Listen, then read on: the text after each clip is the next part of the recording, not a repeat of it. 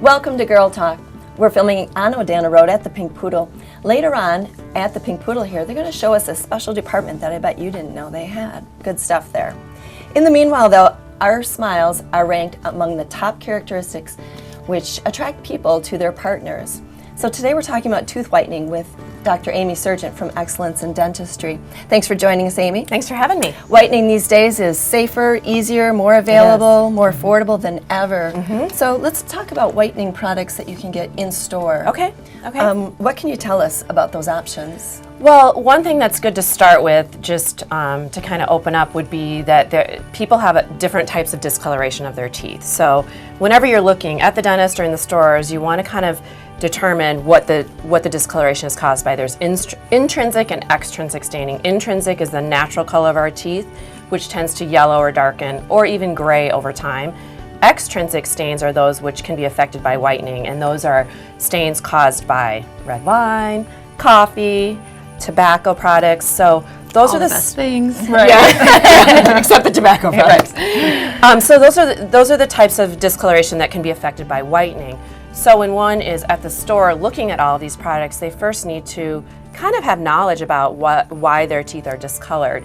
There are a lot of over-the-counter products. There's mouth rinses, toothpaste, white strips, trays. So a lot out there. There are so many. Right? Yeah. What can we expect with those? Well, it depends on the type of staining that a person has. Okay. So if it's a natural discoloration, which can come with age, that yellowing, brownish or grayish, those are not going to be effective. Why do your teeth do that as you age? Well, it has to do with the internal structure of the teeth, which changes over age. So it has to do with the dentin, which is that second layer within the tooth. So what we can expect is it depends on the person. It depends on how healthy their teeth are when you start that whitening process. If somebody has clean teeth that don't have the intrinsic color, they may find some results with the over-the-counter products if used over a long period of time. The results will probably be minimal, and they may not last as long just because of the formulation of the over-the-counter products. Okay. So what's the difference then if you get whitening products from a dentist versus over-the-counter? So over-the-counter products are limited to the percentage of the active components they can use.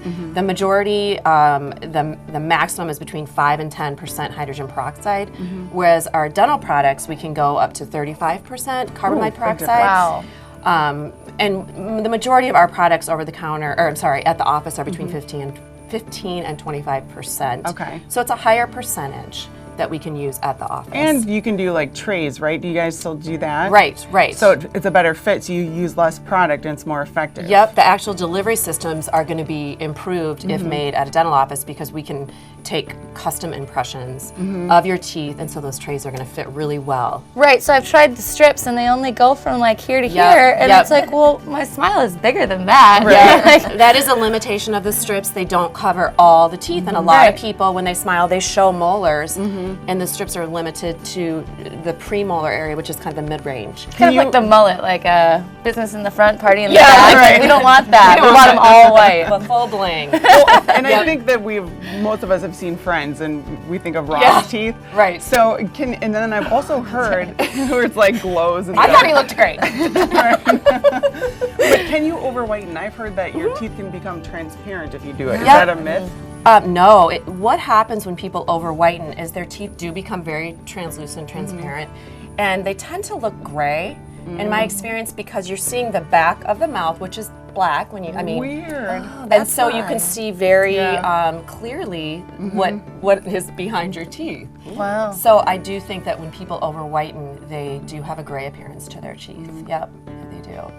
Wow, so lots of options over the counter There and in the office. I Yep. think we're going to have to bring you back. Okay. And maybe we can talk about this some more, especially the ones that are in the we office. should. Yeah. Yep. Because it sounds like those are the ones that are going to be more effective and maybe even personalized to your type of staining and your own personal teeth. And that one really quick thing I want to touch on is that the one problem with people using over-the-counter products is they may not have clean teeth and they may have cavities. So those aren't going to whiten. Just the deposits on the teeth and cavities, and can cause a lot of sensitivity, which the dentist can determine, hey, you have cavities, or hey, we need to get your teeth cleaned first. So that's super important to just comment at the first at our first discussion. All right. We'll Okay. bring Amy back in a month or so. In the meanwhile, we're going to take a break. When we come back, we'll have Brandy from Brandy's Bridal talking about what's hot and what's not for 2015.